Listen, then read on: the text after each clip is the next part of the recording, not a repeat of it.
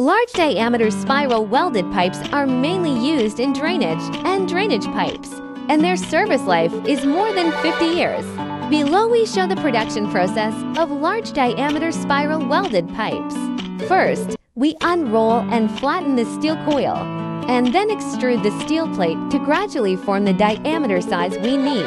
Then weld the steel plate connection position, grind and flatten it to form the length and diameter we need. After that, the spiral welded pipe will enter the next process, grinding the two sections of the welded pipe. Finally, the spiral welded pipe enters the last process, testing. Metleader will use instruments to perform ultrasonic testing on the welded pipe, and then inflate and inject water into the two sections of the steel pipe to detect whether there is water leakage in the pipe wall.